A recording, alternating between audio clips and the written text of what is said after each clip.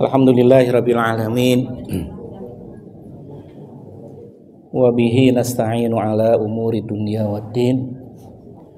Wassalatu wassalamu ala asyrafil anbiya'i wal mursalin nabiyina Muhammadin wa ala alihi wa sahbihi ajma'in wa ba'd. Usikum nafsi bitaqwallah, ittaqullaha haqqa tuqatih wa la tamutunna illa wa antum muslimun. Syukur kita panjatkan kepada Allah Subhanahu wa taala atas limpahan nikmat yang Allah anugerahkan kepada kita semua, nikmat yang banyak, sangat banyak, bahkan tidak terhitung. Yang terbesar nikmat iman, nikmat Islam, yang tidak kalah pentingnya sehat, masih dimudahkan dalam mendapatkan rezeki Allah Subhanahu wa taala, dijaga, dijauhkan setiap kita dari segala hal yang buruk.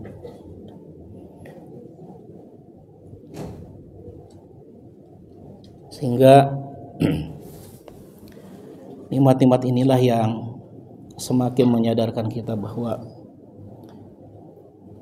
menjadi hamba-hamba Allah Subhanahu wa taala yang bersyukur atau mensyukuri nikmat-nikmat ini bagi kita adalah satu keniscayaan. Maka kita wujudkan rasa syukur kita atas nikmat-nikmat itu dengan terus bermujahadah, menjalankan kebaikan apa saja, termasuk apa yang kita lakukan pada malam hari ini. Kita hadir di masjid untuk menjalankan sholat maghrib berjamaah. Selanjutnya duduk sejenak, menghidupkan kebaikan peninggalan baginda Rasulullah Sallallahu Alaihi Wasallam, yaitu duduk di majelis ilmu. Dan insya Allah nanti akan kita jalankan sholat isya secara berjamaah pula. Mudah-mudahan rangkaian ibadah dan kebaikan yang kita jalankan ini, pertama, jelas kita harapkan mudah-mudahan ini menjadi bukti syukur kita atas nikmat-nikmat itu. Kemudian yang selanjutnya, mudah-mudahan tentunya menjadi ibadah dan amal soleh kebaikan yang makbul, yang makbul, yang diterima oleh Allah Subhanahu wa taala. Dan ganjaran serta pahalanya itulah yang kita harapkan dapat meringankan setiap langkah kita menuju surga Allah Subhanahu wa taala. Amin ya rabbal alamin. Aminnya pelan ya.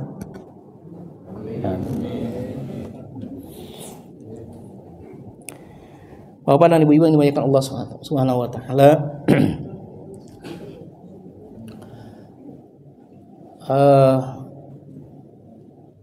Setelah tentunya kita curahkan salawat dan salam kita kepada baginda Rasulullah SAW, kepada para pengikutnya, termasuk kita semua di dalamnya. Pada malam hari ini bincang-bincang kita akan berangkat dari satu hadis ya. Hadis ini dari sahabat Ibnu Umar radhiyallahu anhuma, dikeluarkan oleh Imam Ahmad, oleh Imam Abu Daud, Imam Tirmidzi, dan Imam Abu Isa At-Tirmidzi rahimahullah menyebut hadis ini hasan.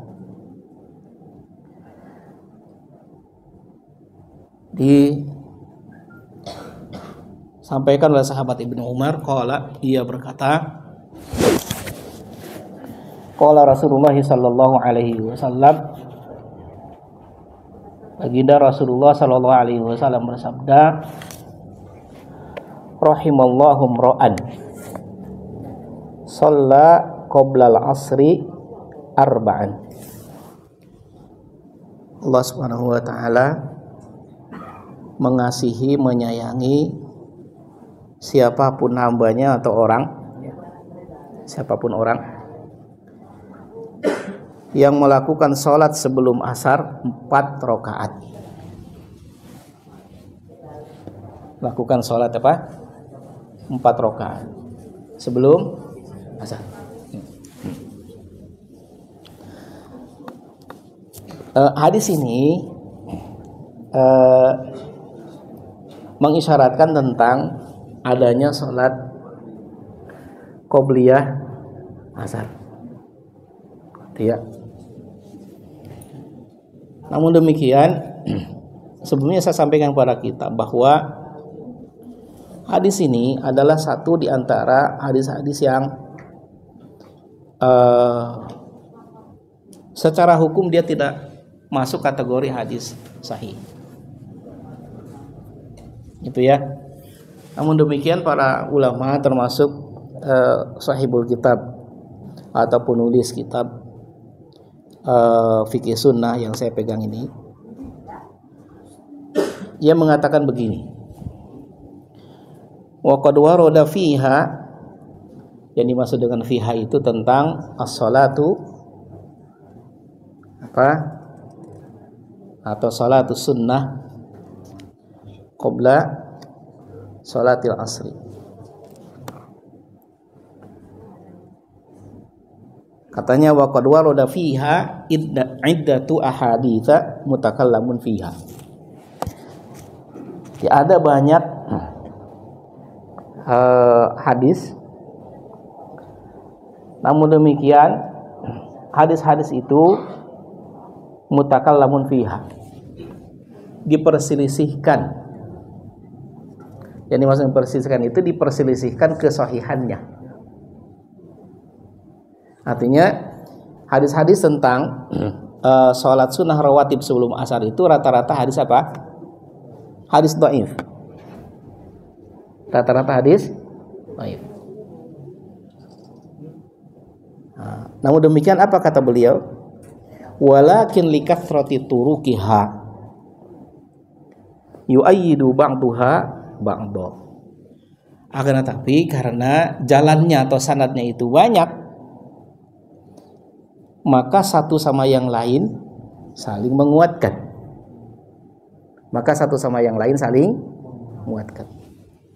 Maka dari itu Al-Imam Abu Isa At-Tirmidzi rahimahullah menyebut hadis ini hasan. Saya runut kembali ya. Dulu pernah saya sampaikan kepada kita bahwa satu hadis kalau ingin dihukumi atau dikatakan sebagai sahih gitu ya secara hukum, maka harus memenuhi 5 syarat. Ingat gak? Ingat ya. Satu apa? Haji Anti mana aja? Beliau ini tawadhu. Satu, jalan hadisnya bersambung. Ingat ya sekarang ya. Yang kedua, rawinya adil. Yang ketiga, hafalan rawinya kuat. Yang keempat, tidak syadz. Dan yang kelima, tidak mu'al. Merujuk definisi hadis sahih yang disampaikan oleh para ulama ulumul hadits. Banyak. Ada Imam Al-Khatibul Baghdadi, kemudian ada Imam Ibnu Hajar Al-Asqalani, dan lain-lain. Imam Nawawi juga, kemudian Imam Suyuti juga. Nah, Ibnu Hajar misalnya, beliau yang mengatakan bahwa hadis sahih itu adalah, kata beliau apa? Mattasala sanaduhu binaqlil adli tamin dhabti min mubtada'i isnadihi ila muntahahu min ghairi syudzudin wala illatin. Jadi hadis sahih itu adalah hadis yang jalan hadisnya bersambung, rawinya adil, hafalan rawinya kuat, tidak syadz dan tidak mu'al. Sebetulnya ini tidak perlu saya jelaskan lagi ya kepada kita, karena saya sudah berulang-ulang menjelaskan ini ya, dan insya Allah semua kita sudah paham. Yang ini saya maksud, kenapa saya sampaikan ini kembali kepada kita, kan ada hadis yang kita baca, kemudian dikatakan tadi apa? Akan tetapi dikarenakan hadis ini jalannya banyak, maka satu sama yang lain saling menguatkan. Nah itu ya. Ada eh, syarat di antara syarat-syarat hadis sahih itu, yaitu syarat yang pertama di mana disebutkan bahwa jalan hadisnya itu harus bersambung. Artinya apa? Ada beberapa jenis hadis dhaif atau dihukumi lemah karena sebab apa? Terjadi keterputusan jalan. Jalannya putus. Kan saya sampaikan kepada kita waktu itu ya, bahwa kalau hadis mah untuk sampai kepada yang mengeluarkan hadis itu dari baginda Rasul, kemudian yang menerima di bawahnya siapa? Sahabat. Kemudian di bawahnya siapa?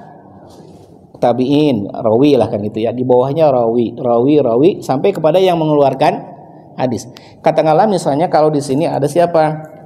Al-Imam Abu Daud wal Imam At-Tirmidzi, kemudian ada Imam Ibnu Hibban.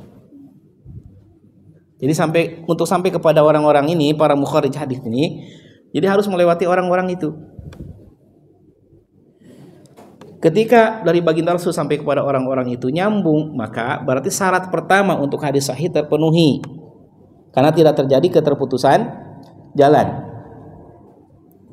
Namun demikian ada beberapa hadis gitu ya yang dinyatakan dhaif atau lemah dikarenakan terjadi keterputusan jalan.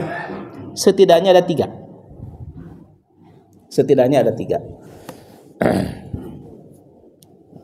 Ada juga sebetulnya hadis mudallas itu ya, tapi ini tiga ini saya sampaikan kepada kita. Ada hadis yang nyata-nyata gitu ya. Ada hadis mursal. Namanya hadis mursal. Jadi apa itu hadis mursal? Hadis mursal itu adalah hadis yang terjadi keterputusan pada jalan hadisnya, dan keterputusan itu terjadi pada sahabat. Terjadi pada siapa? Pada sahabat. Jadi dari baginda Rasul, sahabatnya nggak ada. Di bawahnya ada siapa? Tabi'in. Terus di bawahnya ada perawi sampai kepada yang mengeluarkan hadis, nyambung tuh. Hanya saja terjadi keterputusan jalan di mana? Di sahabat, itu namanya mursal. Gitu ya. Mursal itu hadis sahih apa hadis dhaif? Itu tadi, dia dhaif dikarenakan terjadi keterputusan jalan. Yang kedua ada hadis munqati namanya. Seperti judulnya atau namanya, dia munqati, dari inqata ayan qati'u, itu artinya terputus. Yang dimaksud dengan hadis munqati adalah hadis yang apabila terjadi keterputusan pada jalan hadisnya ya, satu kali tapi di tengah ya, atau dua kali bahkan lebih tapi tidak berturut-turut. Kalau yang putus satu kali misalnya begini, baginda Rasul, kemudian di bawahnya sahabat, tabi'in, di bawah tabi'in putus satu kali. Di bawahnya ada perawi sampai kepada siapa? Imam Tirmizi misalnya. Maka hadis itu hadis apa namanya? Munqati. Terjadi keterputusan jalan di tengah satu kali. Kemudian yang kedua ada munqati juga, tapi terjadi keterputusan jalan dua kali. Namun demikian tidak berturut-turut. Di tengah. Contohnya apa? Misalnya dari baginda Rasul, sahabat, di bawahnya tabi'in nggak ada, di bawahnya ada rawi, di bawahnya ada rawi, di bawahnya tidak ada lagi, putus, di bawahnya ada, kemudian selanjutnya ada yang mengeluarkan hadis Imam Tirmidzi, putus dua kali tapi tidak berturut-turut, itu namanya hadis munqati. Sahih dia dhaif, dia hadis dhaif ya. Yang ketiga ada hadis mu'dhal namanya. Hadis apa Pak? Mu'dhal. Kalau hadis mu'dhal itu hadis yang terjadi keterputusan jalan, dan keterputusannya itu terjadi dua kali atau lebih berturut-turut. Sama saja mau di awal, di tengah atau di akhir. Kalau di awal itu berarti di atas yang mengeluarkan hadis, kalau di akhir itu di atas sahabat. Dua kali berturut-turut. Contoh dari baginda Rasul, sahabat, kemudian di bawahnya apa? tabi'in kosong, di bawah tabi'in kosong lagi. Gitu ya. Kedua kali itu berturut-turut. Di bawahnya ada perawi sampai kepada siapa? Imam Tirmidzi misalnya. Itu namanya hadis mu'dhal. Nah, hadis mu'dhal juga sama hadis dhaif. Dan sebab kelemahannya itu atau dhaifnya itu dikarenakan terjadi keterputusan jalan. Tidak memenuhi syarat pertama untuk hadis sahih. Namun demikian perlu Bapak ketahui, ketika dulu pernah saya sampaikan kepada kita bahwa selain hadis sahih, ada jenis hadis yang kedua. Dia dari segi sahih dan tidaknya itu hadis hasan. Kan ada hadis sahih, ada hadis hasan, ada hadis dhaif. Itu. Dan dulu pernah saya sampaikan kepada kita bahwa sahih ada dua. Ada sahih lidzatihi, dengan sendirinya dia memenuhi kriteria hadis sahih yang 5 tadi syaratnya. Yang kedua, hadis hasan apabila lebih daripada 1 jalannya. Hadis hasan itu yang mana? Hadis hasan itu adalah ketika dari 5 syarat sahih itu 1 kurang memenuhi, yaitu apa? Hafalan rawi. Kan hafalan rawi harus kuat. Jalan hadis nyambung, rawinya adil, hafalan rawi kuat, tidak syad dan tidak mu'al. Hafalan rawinya agak lemah. Maka itu yang menjadikan hadis itu secara hukum dia hasan lidzatihi. Sendirinya memenuhi kriteria hasan. Seperti itu syaratnya. Nah, kalau dia banyak tuh jalannya, dia naik derajatnya menjadi sahih li ghairihi. Sahih karena bantuan yang lainnya. Jadi sahih 2 macam. Sahih lidzatihi, sahih li ghairihi.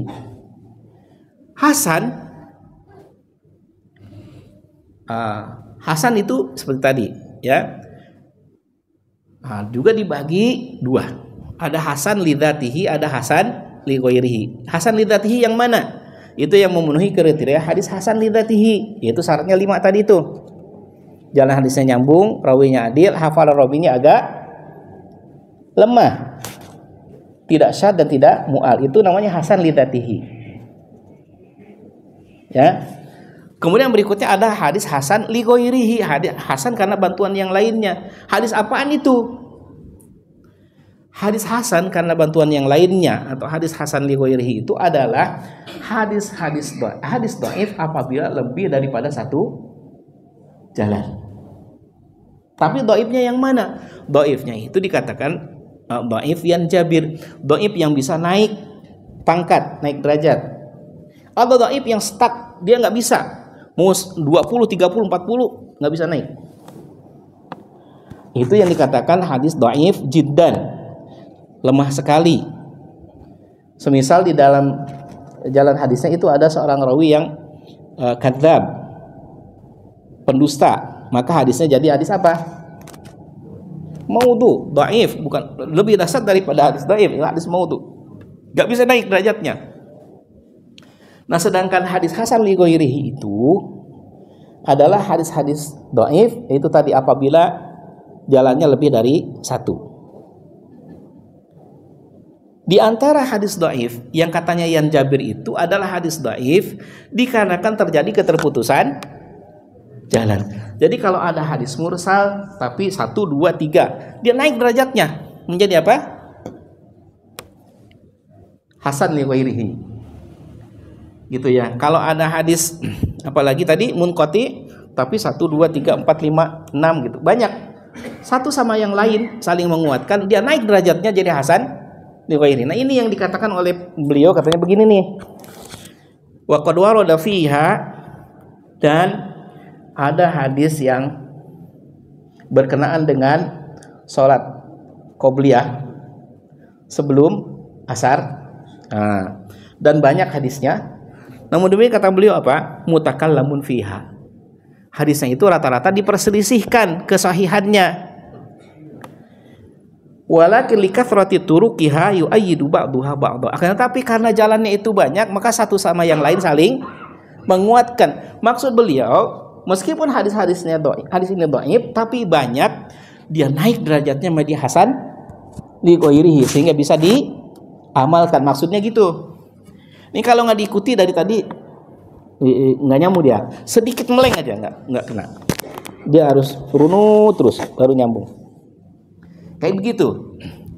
Nah, tentang qobliyah sebelum asar itu adalah satu sholat sunnah rawatib qobliyah di antara sholat sunnah rawatib qobliyah dua lainnya yang secara hukum dia sunnahnya apa? Ghair muakkadah. Apa? Ghair muakkadah. Sudah hadisnya itu ada yang banyak yang dhaif, kemudian sunnahnya itu ghair muakkadah. Sebagian orang ada yang gak mau terima keberadaan sholat sunnah rawatib sebelum asar, sebelum maghrib, dan sebelum isya. Padahal sholat sunnah rawatib itu dibagi oleh para ulama ada dua secara hukum. Ada yang tadi itu sholat sunnah rawatib muakkadah, sunnah muakkadah, dan ada yang sunnah ghair muakkadah. Yang sunnah muakkadah yang mana? Yang populer itu ada hadis Ibnu Umar, ada hadis Abdullah bin Syaqiq radhiyallahu anhu, dan ada hadis dari Ummu Habibah radhiyallahu anha.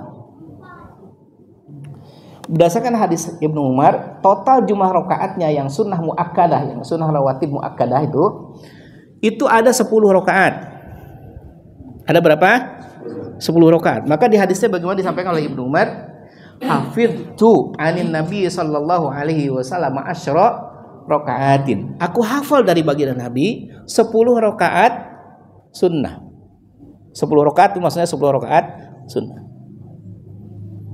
Nah, kemudian disebutkan tuh rakaataini qabla dzuhri wa rakaataini ba'daha wa rakaataini ba'dal maghribi wa rakaataini ba'da al-isya wa rakaataini qabla sholati subhi. 2 rakaat sebelum zuhur, 2 rakaat setelah zuhur, 2 rakaat setelah maghrib, 2 rakaat setelah isya, dan 2 rakaat setelah sebelum subuh. Berapa jumlahnya? 10. Ini hadis ini populer sekali, menjadikan sebagian orang justru malah berpendapat bahwa hanya itu yang dimaksud dengan sholat sunnah rawatib. Mohon maaf, ada yang berpendapat begitu, bahkan sampai mengatakan bahwa nggak ada lain-lain, itu aja. Makanya kalau ada, mohon maaf, saya pernah mendapati di satu masjid gitu ya, habis adzan maghrib, kemudian sholat maghrib ya, itu muazinnya itu nggak beranjak dari mikrofon kayak kalau di sini kayak begini, jadi situ aja tuh diperhatikan orang-orang. Nah, ketika ada orang yang coba berdiri mau sholat, dia langsung Allahu Akbar komat, nggak dikasih orang, karena dia punya pendapat bahwa tidak ada sholat sunnah rawatib qobliyah maghrib, nggak ada.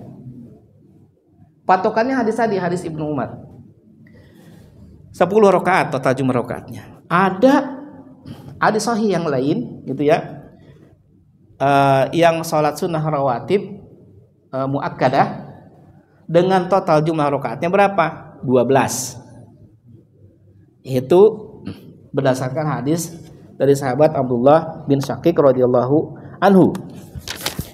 Pada hadis itu disebutkan begini.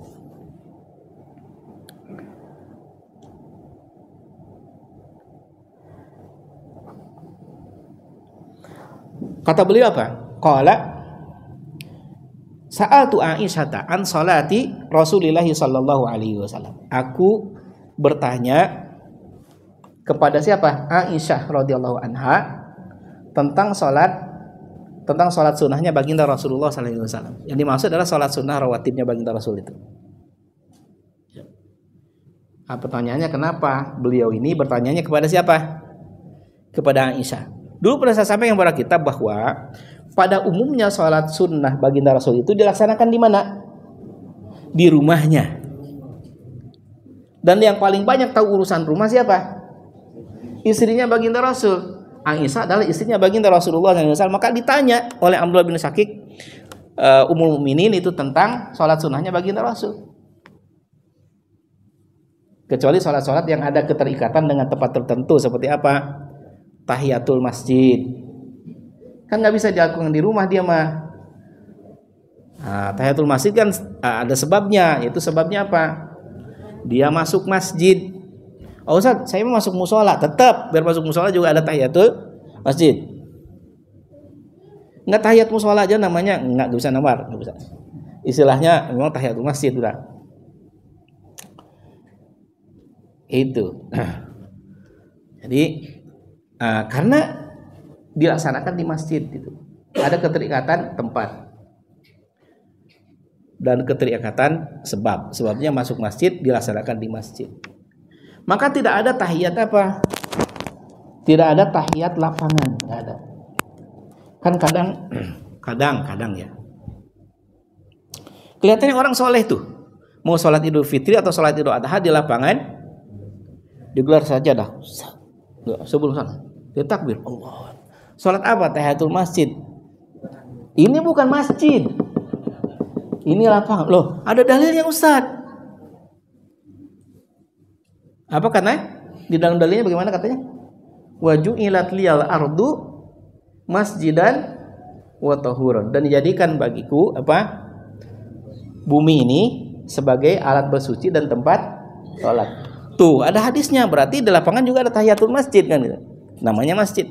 Yang dimaksud dengan masjid yang ada tahiyatul masjidnya adalah masjid dengan batasan-batasan tertentu seperti kayak kita ini.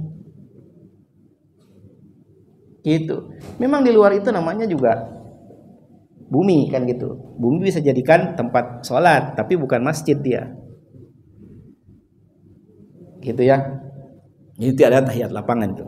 Kecuali sholat Idul Fitri atau Idul Adha dijalankan di mana? Di masjid. Itu juga khilaf, tapi banyak kan para ulama berpendapat ya tahiyatul masjid. Karena tahiyatul masjid itu adalah sholat yang sangat istimewa. Bahkan dia bisa dijalankan di waktu yang di situ sebelumnya tidak ada sholat sunnah. Seperti setelah sholat asar, kan nggak ada sholat sunnah. Tapi kalau orang datang ke masjid setengah 6 misalnya, dia nggak langsung duduk, tapi sholat dulu 2 rakaat. Bahkan boleh dijalankan di waktu terlarang, seperti misalnya pada hari Jumat. Waktu terlarang menjalankan sholat apa? Ketika terbit matahari, ketika matahari persis di atas kepala, dan ketika matahari terbenam. Itu kalau orang hari Jumat datang ke masjid pas di waktu matahari itu, tetap disunahkan untuk sholat terlebih dahulu 2 rakaat baru dia duduk. Tuh ya. Kecuali sholat-sholat yang ada keterkaitan dengan sebab dan tempat tertentu ya. Tapi pada umumnya sholat sunnah baginda Rasul dilaksanakan di mana? Di rumahnya. Maka yang ditanya oleh Abdullah bin Syakir radhiyallahu anhu adalah Aisyah. Karena yang paling banyak tahu urusan rumah diantaranya adalah Aisyah. Ditanyakan kepada Aisyah seperti itu. Ya. Qalat, maka Aisyah radhiyallahu anha itu menjawab, kana yusalli qabla dhuhri arba'an wa thnataini ba'daha. Adalah baginda Nabi menjalankan sholat sunnah. Sholat sunnah dimaksud adalah rawatib, ya, 4 rakaat sebelum zuhur dan 2 rakaat setelahnya. Hadis sahih riwayat Ahmad, riwayat Muslim. Maksudnya apa? Sisanya sama seperti yang tadi. 2 rakaat setelah maghrib, 2 rakaat setelah isya, 2 rakaat sebelum sholat subuh. Totalnya jadi berapa ini? 12.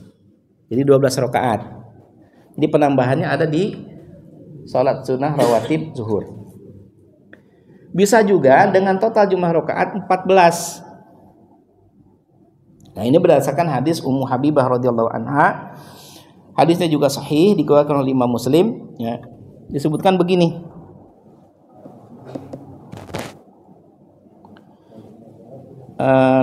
Dikeluarkan oleh Imam Ahmad, oleh Imam dan Ashabus Sunan, dan Imam Tirmizi, ya. Disahihkan oleh Imam Tirmizi. Katanya begini pada hadis Ummu Habibah ini disebutkan, qalat, dia berkata, qala Rasulullah sallallahu alaihi wasallam, man shalla arba'an qabla dhuhri wa arba'an ba'daha harramallahu lahmahu 'alan nar. Siapa yang salat sebelum zuhur 4 rakaat dan salat setelah zuhur dan setelahnya 4 rakaat, maka Allah haramkan dagingnya tersentuh api neraka. Jadi letaknya ada pada apa nih? Pada sholat rawatib zuhur. Jadi bisa 10, bisa 12, bisa 14. Nah, coba lihat, tidak ada disebut sebelum asar, tidak ada disebut sebelum maghrib, tidak ada disebut sebelum isya. Sehingga orang ketika bicara tentang sholat sunnah rawatib, tolok ukurnya hadis-hadis ini. Maka ada sebagian kecil orang, banyak yang berpendapat bahwa tidak ada sholat sunnah rawatib sebelum asar, tidak ada sebelum maghrib, tidak ada sebelum isya. Padahal apakah ada? Sebagai jawabannya jelas ada. Dan para ulama menyebutkan itulah sholat sunnah rawatib yang ghair muakkadah. Nah, diantaranya ini tadi yang kita baca ya, 2 atau 4 rakaat sebelum asar. Kalau yang 4 rakaat sebelum asar itu hadisnya yang tadi kita baca. Itu rahimallahu imra'an shalla qoblal asri arba'an. Allah mengasihi siapapun orang yang melakukan sholat 4 rakaat sebelum asar. Tentang yang 2 rakaat yang mana? Tentang yang 2 rakaat ada hadis dari ini keumuman hadis ya, hadis yang umum gitu maksudnya. Hadis dari hadis riwayat Muslim, riwayat Ahmad, Abu Daud, ya, Tirmidzi, Nasai, Ibnu Majah. Tentunya ini hadis sahih. Semua pada hadis ini begini. Ya. Baina kulli adzanaini salatun. Antara 2 adzan itu ada salat. Dan ini berlaku umum. Antara 2 adzan, maksudnya adzan dan qomat. Subuh, zuhur, asar, maghrib dan isya. Hadisnya sahih. Itu ya. Pada riwayat yang lain disebutkan tekstual, yaitu tentang sholat sunnah rawatib qobliyah sebelum maghrib disebutkan 2 rakaatnya. Itu hadis riwayat Ibnu Hibban. Pada hadis itu disebutkan anna Nabiya sallallahu alaihi wasallam shalla qoblal maghribi rakaataini. Bahwasanya baginda Rasulullah SAW sholat sebelum maghrib 2 rakaat. Jadi sebelum asar bisa 2, bisa 4, sebelum maghrib bisa dilaksanakan dengan 2 rakaat, kemudian sebelum isya bisa dilaksanakan dengan 2 rakaat. Ya, hadisnya keumuman hadis yang tadi itu. Ya, ada hadis dari sahabat Abdullah bin Mughaffal radhiyallahu anhu, hadis riwayat Bukhari dan Muslim serta Abu Daud, Tirmidzi, Nasai dan Ibnu Majah. Tentunya hadisnya ada sahih. Disebutkan anna Nabiya sallallahu alaihi wasallam qala baina kulli adanaini salatun.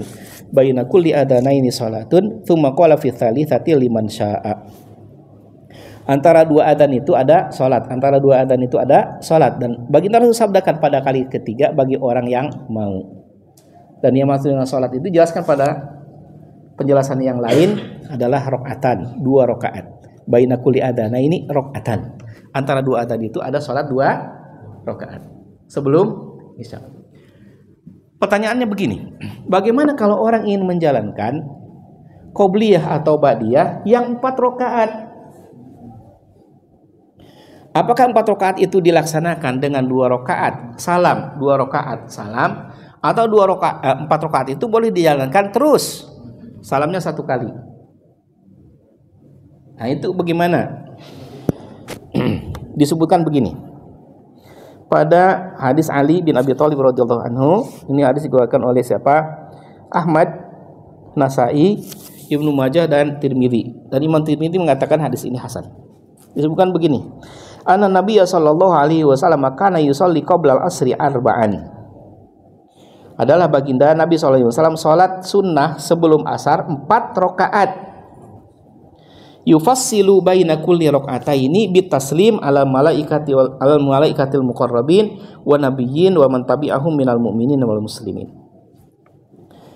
Dan beliau memisahkan setiap 2 rakaatnya dengan salam. Kepada siapa? Kepada para malaikat, kepada para nabi, dan kepada mukminin dan muslimin. Maksudnya apa? 2 rakaat salam, 2 rakaat salam. Gitu. Tekstual. Betul ya. Walau alam bisawab, kalau ada hal yang perlu diseringkan silahkan. Sampai di sini ada 10 menit bentuk. Ya, silahkan dari kanan, dari depan, dari kiri seperti biasa. Silahkan aja. Waalaikumsalam warahmatullahi wabarakatuh. Bagaimana dengan sholat pada wudu? Apa ada sholat sunnah pada wudu? Ketika waktunya udah mepet, masuk ke masjid, apakah yang di masjid, apa pada wudu? Ya. Jadi di kitab fikih sunnah itu ada bahasan tentang ini nih. Gini ya. Istihbabul fasli bainal fardhati wan nafilah bimiqdari khatmis shalah. Anjuran ya untuk memberi jarak antara sholat fardu dan sholat sunnah seukuran orang melaksanakan satu sesi sholat. Ini maksudnya bagi orang yang ingin menjalankan sholat sunnah setelah apa? Setelah sholat fardu. Jadi nggak langsung berdiri setelah salam itu untuk menjalankan sholat sunnah, tapi duduk sejenak kan gitu ya. Setidaknya duduk sejenak, baru dia melaksanakan sholat sunnah. Gitu. Meskipun kalau cuma duduk sejenak itu, kalau kata saya terlalu itu. Ya kan cuma beristighfar 3 kali, kemudian membaca tahlil, kemudian apa lagi? Allahumma antas salam kan gitu. Apa sih susahnya cuma sebentar doang begitu? Kan gitu. Ya habis salam duduk. Oh, saya masih lebih bagus itu daripada orang habis salam langsung kabur gitu kan. Iya benar. Tapi kalau orang ingin menjalankan sholat sunnah harus dikasih jeda. Seukuran apa? Orang melaksanakan satu sesi sholat kira-kira 5 menitan lah, 5 menit sampai 10 menit lah kira-kira gitu. Nah, ini bicara tentang apabila setelah sholat fardu. Nah, bagaimana kalau sebelum sholat fardu dijalankan? Berdasarkan riwayat ini pula, ini riwayatnya dan para ulama menjelaskan bahwa sejatinya memang antara adzan dan qomat itu juga dikasih jeda, dikasih jarak waktu, jeda waktu. Seukuran semana, setidaknya seukuran segitu, 5 sampai dengan 10 menit. Supaya orang apa? Supaya orang bisa melakukan sholat sunnah seperti yang disebut tadi diantaranya. Meskipun sebetulnya pertanyaan seperti ini sebetulnya ya itu tidak akan muncul ketika kaum muslimin gitu ya, itu menjalankan sholat sunnah itu sesuai betul-betul dibuat ngepas begitu ya, seperti tuntunan baginda Rasul. Maksudnya apa? Sholat sunnah itu sejatinya umumnya dilaksanakan di rumah. Itu tidak akan terjadi konflik itu. Apakah ada setelah wudhu itu sholat sunnah? Jelas ada. Disebut sebagai sholat sunnah wudhu atau sholat sunnah toharoh. Gitu, 2 rakaat. Ada memang. Nah, kalau orang wudhu di rumah, maka setelah wudhu bisa sholat 2 rakaat. Setelah itu berangkat lebih awal ke masjid, 10 menit sebelum adzan sudah berangkat ke masjid, maka dia bisa menjalankan sholat tahiyatul masjid. Masuk adzan, ada jeda pula setidaknya 5 menit bisa sholat qobliyah zuhur misalnya gitu. Kan selesai urusan. Hanya saja itu tadi ya, kadang sebagian kaum muslimin ada yang datang ke masjidnya itu ya mepet-mepet, sehingga tersedia waktu tinggal dilihat, 3 menit lagi. 3 menit itu saya mau sholat wudu, saya mau sholat tahiyatul masjid, saya mau qobliyah. Ujung-ujungnya ada pertanyaan, Ustadz yang mana nih yang saya prioritaskan kalau begini nih? Nah itu. Ujung-ujungnya ada pertanyaan itu, yang mana yang akan saya prioritaskan? Jadi kembalikan kepada orang bersangkutan. Hanya saja kalau saya boleh memilih kan gitu ya.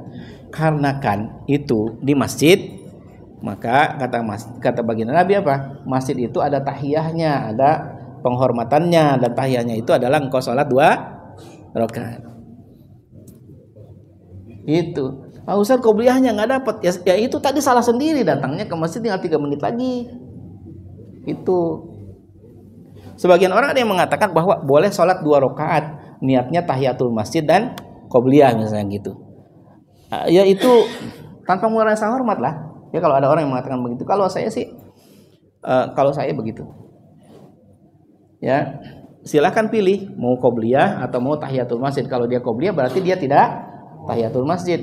Kalau dia tahiyatul masjid dia tidak qobliyah gitu. Gitu aja. Nah Ustaz, saya kalau bicara tentang sunnah itu meskipun muakkadah tetaplah sunnah. Kembali kepada definisinya, yaitu apa? Mayuthabu ala fi'lihi wa la yu'aqabu ala, diberikan pahala bagi yang menjalankan, tidak berdosa atau tidak disiksa bagi orang yang meninggalkan, tetap dapat. Ustaz, tadi saya udah niat melaksanakan itu. Ya udah, nggak apa-apa, sudah dapat pahala dari niatnya. Udah gitu aja, simple sebetulnya, ya. Walau alam bisawab. Maka kembali kepada bahasan tambahan ini tentang jeda waktu itu, saya termasuk yang melihat penting jeda waktu itu. Dan bagus kalau itu tadi, ya, ada di kisaran 5 sampai dengan 10 menit. Di kita berapa menit? 10 ya, 6 atau 7 ya. Pas lah, cukup itu. Kalau orang melaksanakan 2 juga. Apalagi di sholat qobliyah subuh. Qobliyah subuh itu kan dianjurkan bagaimana sholatnya. Pahalanya luar biasa besar. Karena lebih baik daripada dunia dan segala isinya, kata baginda Nabi. Khairun minad dunya wa ma fiha. Tapi dalam pelaksanaannya bagaimana, kata Aisyah? Baginda Rasul melaksanakan sholat 2 rakaat sebelum subuh itu seperti orang duduk di atas bara api. Maksudnya apa? Itulah 2 rakaat dengan pahala yang sangat besar, tapi anjurannya dilaksanakan dengan bacaan yang ringan. Bacaan yang ringan. Maka kalau tersedia waktu 6 menit saat masuk masjid, bisa tahiyatul masjid dan bisa qobliyah. Asal itu tadi dilaksanakan, ya. Kalau sholat qobliyah subuh ya tentunya begitu. Ya, dia cepat dia. Gitu. Sedangkan sholat sunnah pada umumnya itu adalah melamakan berdiri dan melamakan berdiri itu maksudnya apa? Memperpanjang bacaannya. Ya. Dan mempersedikit jumlah rakaatnya. Ya silakan.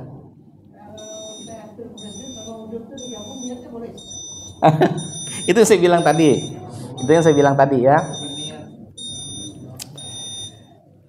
Sebagian memang ada yang mengatakan boleh, sebagian yang mengatakan boleh. Tapi buat saya itu tadi tanpa mengerasa hormat, ya. Tapi buat saya itu ya satu niat itu satu ibadah itu ada satu niat gitu. Kecuali yang memang ada satu ibadah yang dinyatakan gitu, ya, secara dalil boleh dengan 2 niat. Satu amal untuk 2 dengan 2 niat, satu amal dengan 2 niat. Seperti apa? Mandi pada hari Jumat, pengantin baru jam 10 sebelum Jumat mindo, misalnya gitu kan. Nah itu, yang satu mandi wajib, yang satu mandi sebelum Jumat. Boleh nggak ini satu mandi niatnya mandi wajib sama mandi Jumat? Para ulama mengatakan boleh. Nah, gitu. Seperti itu. Walau alam bisawab. Ustaz, kalau begitu saya mau, ya silahkan. Walau alam bisawab sudah tatit. Mudah-mudahan tadi apa yang kita baca itu bisa menghadirkan manfaat, khususnya bagi saya dan bagi kita semua. Kurang-kurangnya mohon dimaafkan. Aku lu qouli hadza wa astaghfirullah li wa lakum. Subhanakallahumma bihamdika asyhadu an la ilaha illa anta astaghfiruka wa atubu ilaik. Subhana rabbika rabbil izzati amma yasifun wa salamun alal mursalin walhamdulillahi rabbil alamin. Wassalamualaikum warahmatullahi wabarakatuh.